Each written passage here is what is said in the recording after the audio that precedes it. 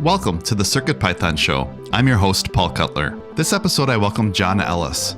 When John was 6, his career ambition was to work part-time building robots and part-time working at McDonald's. Even in the 90s, he understood the practical duplicity of hacking as a passion while working a corporate job to get the drop on the latest Happy Meal toys. It guides him to this day. John started working on Apple IIes in the only computer lab in his rural community, which luckily was run by his mother. He started by writing text adventures in BASIC and fixing floppy drives he had broken, sometimes using typewriter parts to get mechanical pieces to work. This grew into a career that required a mix of hardware and software hacking, even as the infrastructure moved to the cloud. Currently, John is the CTO of the nonprofit Indiana Tech for Progress, which finds ways to leverage technology in order to increase civic engagement on a local level. Current projects on his workbench include a Keurig that briefly caught fire, an intelligent but retro alarm clock for his kids, a continually broken SNES controller, and a Bluetooth-controlled lamp made from a bottle of a since-closed brewery. John, welcome to the show. Paul, thanks for having me, and congratulations on the new season as well. Thanks. How did you first get started with computers and electronics? So, my story, and this is a lot like your previous guest as well, started back in the 80s, but it really started with my mother being the inspiration. So we were, as a lot of your guests were too, in rural parts of the country. I was in the rural Midwest. My mom wanted to find a job at a local optometrist office, and they asked her if she knew computers, if she could work the fancy spreadsheet programs that they were trying to begin to use. She had no idea, but one important lesson that she passed on to me was say yes and step outside of your comfort zone. So she said yes and learned how to navigate an Apple II. And then when she went back to teaching, they asked again, do you have any experience with computers? She said, oh, yeah, absolutely. I had to do some minor repairs and work on the Apple II. They were like, great, we have a grant from the state to start the first computer lab here in the southern part of the state, and we need someone to run it. None of the teachers know how to. So she said, yeah, sure, I'll run it. And so she got an extra large classroom filled with, I believe, over a dozen Apple IIes. And I even had koala pads. I had multiple dot matrix printers. It was fantastic. And so that's where I would spend my after school, before school, and summers, was in this completely geeked out mad scientist lab, which was her classroom, and often breaking things. And then I had to figure out how to repair it, often with typewriter supplies. I did that famously to several floppy disk drives that she had. But also she would get in new software. So Broderbund wanted her to try out this new thing called Oregon Trail. They wanted her to try out the koala pads for this lab. And so from there, I started to kind of learn how to not only use and implement the software and fix things, but also how to write my own text adventures. And from there, it kind of evolved into I knew how to repair, I knew how to fix, I knew how to work on these things. And I was surprised that people would actually pay me as I got into middle school to fix their computers and for small businesses. And that became a thing. And then after a while, I was like, this could actually become a living where I could code, where I could write my own stuff, but I never knew quite how to angle that. And so I got involved in the startup scene here in the Midwest. One of the first ones was a company called Cha-Cha, which was you could text any question to their SMS number and get an answer back. It was a lot of people trying to cheat on tests, but also was Chuck Norris jokes. So I wrote an early kind of not really AI bot, but the best facsimile I could come up with is like human people are receiving these questions and answer. Could I auto answer them back somehow? And that kind of gave me the bug on modern software as well as software as a service and cloud platforms and how to continue to grow and build these platforms. And that's where it's gone ever since then. But my roots and kind of my heart has stayed in those smaller machines where you can hack on not just the software, but the electronics itself. You mentioned the koala pad, and I totally forgot about that until you said that. And it took me right back to being a kid again, playing with Apple IIs in a classroom environment. I mean, it was amazing what they could do with so little. And that's another thing that's still with me today, you know, when working on like trinkets or the M0s or the ESP32s, right? The Apple II was, and the IIes were fairly simplistic in what they could do, but they had, touchpad interfaces. They had all the modern trappings that we enjoy today, and they were able to do it with much fewer resources than what we've got right now. One of my favorite questions to ask guests is, how did you get your handle DeckerEgo? So DeckerEgo came out of Doom Doom the game and id Software. So I was a big fan of John Carmack because it was amazing what he could do with what he would say is high school math and then build an entire immersive environment around that. When John Romero released things like DoomEd and all of the hacking tools around it, I got super into not just playing Doom, but how do you hack it? How do you build new things with it? And thinking about the name of their studio, of id Software, I knew that was a kind of spin on Freud's id, ego, and superego. So then I tried to take what I knew from Shadowrun, the RPG, where you've got a Decker that has neural implants that lets them hack into the matrix and do whatever. So the Decker side of that cyberpunk universe, plus the opposite side, the rationality of ego as opposed to id, became DeckerEgo together. I love it. You've created a few different projects for the Adafruit MacroPad. My favorite is the MacroPad Hotkeys II. What was your inspiration in creating the project? So, in truth, I have very low willpower when it comes to not buying things on Adafruit. And when I saw that the back plane of it had like the Pioneer 10 golden plaque on it, as well as the image of the probe itself, and then it had that array of the 12 keys with the NeoPixels behind it and rotary encoder, it's like, I've got to have it. And I bought 2 of them with no real impulse in mind other than this was a cool piece of hardware. But it immediately, of course, brought to mind, like, all of the keyboards that we have now are missing a numpad. And I was thinking to all of the games that I used to have or all of the software that I used to have that would rely on that numpad. It drove me a little nuts that it was on the right side of the keyboard as opposed to the left. And so it seemed like me a perfect idea to use that as an extension of ye old numpad from former days. And they already had a Learn tutorial out there for how to do just that, which was really cool, but the LEDs stayed on all day. I often wanted to switch between No Man's Sky or Audacity on the macros that I had. And so I wanted to keep extending that and building that out. And a part of that also is I wanted to keep the same readability that I had with the code so that it could still be extended and modified by other people. But it wanted some additional features that made it a little bit easier to use. And so that's the genesis of that idea.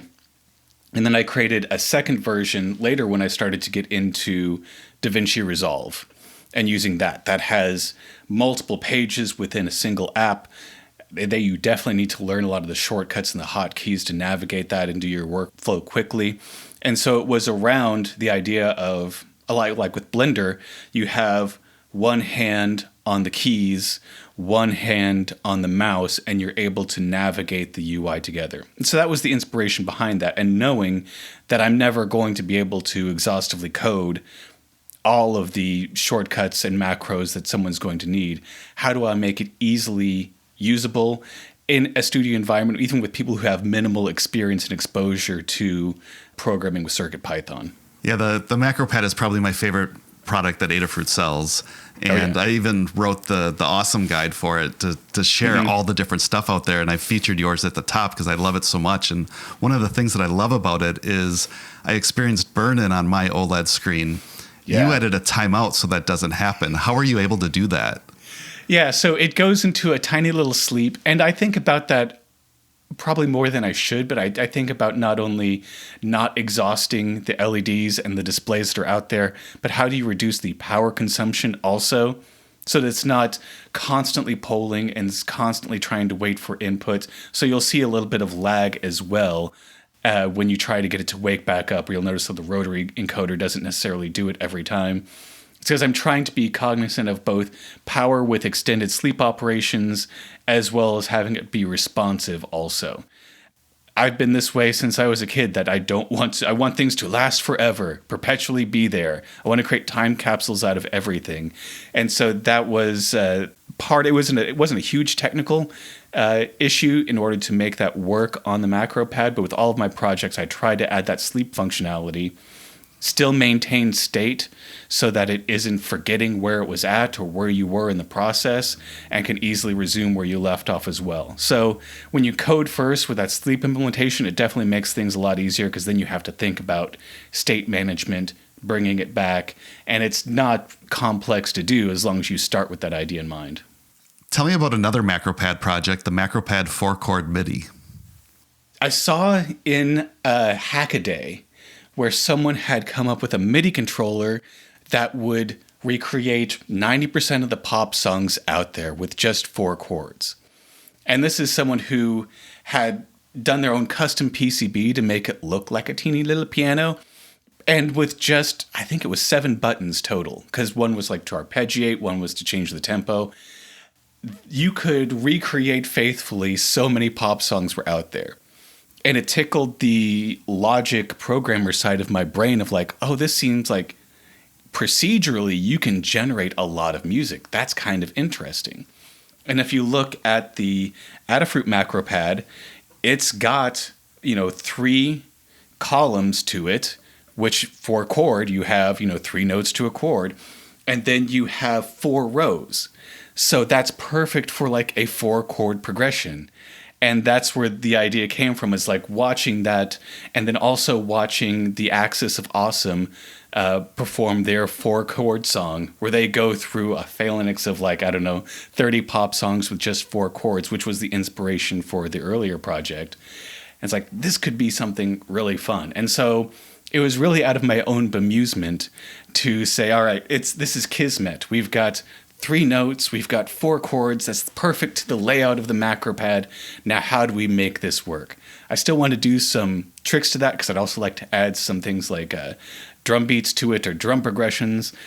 That kind of got me on the path of learning how Bjork used, I think it was the QY20, of using these older electronics, that were based heavily on analog circuitry, or there was the TR-808, those old drum machines. So it got me on this old bent of, again, the old ways, these old machines, how they're able to do so much with so little. And I'd like to see if I can continue to weave that into the MacroPad as well. That's pretty awesome. You have a project that integrates with OBS. What does TallyCircuitPy do? Yeah, so TallyCircuitPy was actually born out of the COVID era, when everyone was moving things to an online presence, right? And so Easter services were online, meetings were online, classrooms were online, and I started to help people out with that. I came in heavily masked with sanitary wipes and stuff like that. And then I found that a lot of people were gravitating towards OBS, which I had never heard of before, but got into, and it was amazing. I couldn't believe this is something that was supported by the open source community, but of course sponsored by NVIDIA and some of the heavyweights as well. So I started to help people get that set up.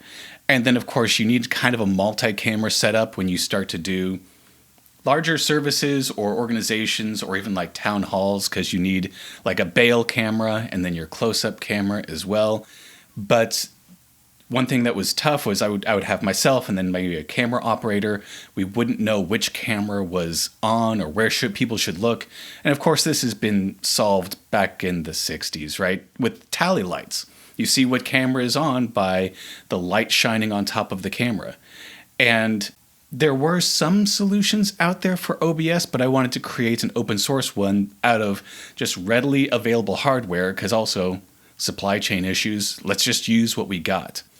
I found a few people on Tindy who had crafted these matrix LED boards, but also I've used some Raspberry Pis as well. And so there is a TallyCircuitPy, there's a TallyPi, which runs on a Raspberry Pi, and then there's the TallyOBS repos, all of which help you to orchestrate these lights. And it is as simple as when you take to a camera, that light shines red. When you take away from it, it goes back to blue. When you have it in preview mode, it goes to yellow. And it was something where you could, with a 3D printer and with some hardware that you probably already have lying around, you can make a way to have tally lights that are easily orchestrated inside of OBS. And so it's one of those small things that has been very handy, and it has lasted these 5 years without need to replace or repair, really, and still works with OBS to this day. One of the products that TallyCircuitPy uses is by Seth Kerr, also known as OakDev Tech, which is no longer available. With something like that, or with all the part shortages like you mentioned over the last few years, what role do you think CircuitPython can play to save or recycle hardware? It's a huge contrast, I feel, between a lot of commercial outfitters who are making things, let's say, smart remotes, or other gear where it is great, it is inspirational, it seems to work, but then they end of life it, or they in support, or there's an acquisition, and then it just kind of goes off into the wind, and you lose the ability to work with that hardware. And you mentioned OakDev's Tech. He did a great job with the board itself. We had great conversations on heat tolerances and how to position things so that they don't melt the surface mounted, pieces. And even though those boards aren't manufactured anymore, CircuitPython has been a stable and reliable platform that keeps archives that work across all of these older platforms so that it stays alive. This has been in reliable use for me for the past 5 years. I bought some spare boards just in case, but in truth, this has had greater longevity than a lot of the commercial hardware that I've bought. And so I feel like CircuitPython, with its portability of code, but also the robustness in which the platform was created and maintained, it allows you to reliably use and then reuse a lot of hardware that may not be officially supported anymore. And if you can find an analog, something that is close to that, you can pretty easily port things over, either with the Adafruit libraries that they have around, NeoPixels are become a universal standard almost, and it's fairly easy to port across hardware, as long as you know how big your array is. So it's easy to not only keep in life the things that you've got, to easily adapt to close analogs so that things continue to run. Last 2 questions I ask each guest. If someone wants to learn more about you and your work, where should they go? Oh man, that's a great question. I'm terrible at self-promotion. So I do have DeckerEgo.net, which has a lot of tiny squares which highlights either photography or the open source projects or the things that I've done from there. Going to continue to try to put out videos that showcase how these things work and are put together, because I do believe that just making things accessible and usable is a big boon for CircuitPython. So I want to encourage people to tinker, to set small electrical fires, get the magic smoke out every so often, not be afraid, right? And so DeckerEgo.net showcases a lot of that. You'll see me as DeckerEgo on GitHub as well. I tried to keep an honest and open list of my repositories, as well as those things that are archived as well, and then a number of gists for things that I found along the way. And the last question, you're starting a new project or prototype. Which board do you reach for? I have very poor impulse control when it comes to Adafruit stuff. So the Trinket M0s, I love. They're like, and they show them photographed right next to a fingernail, right? It's great. So they fit inside of bottles. They fit inside of all these tiny, like, antique enclosures. You can make all sorts of cool LED blinky things with them. And I don't need that many pins, really, for a lot of the projects that I've got. So I love the M0s and the Trinkets there. But my challenge and my resolution for 2026, and we will see if I hold to it, is to actually use the stuff that I've got in my drawer today. I have some really weird AT stamps that I've got in, I don't know what they even do or even how to flash them at this point, but I am resolved to figure out how to do that once again. I've got a number of ESP32s that are in a drawer. Back when someone discovered them in a light bulb, right? And then they started to just buy the components themselves and everyone was building their own little chipsets out of them. I've got a few of those as well. I have an old Cortex that I want to figure out how to finally use. Everything needs to find, it's like the island of misfit toys in my electronics drawer. So I want to find them all a happy home before I start to open up my wallet and buy new stuff. That's a good resolution. I think we could all probably take advantage of that. Yes, put it to happy use, and then they'll become Christmas presents. Who knows, by the end of the year. John, thanks so much for coming on the show. Absolutely. Thanks so much for having me. Thank you for listening to the CircuitPython Show. For show notes and transcripts, visit www.circuitpythonshow.com. Until next time, stay positive.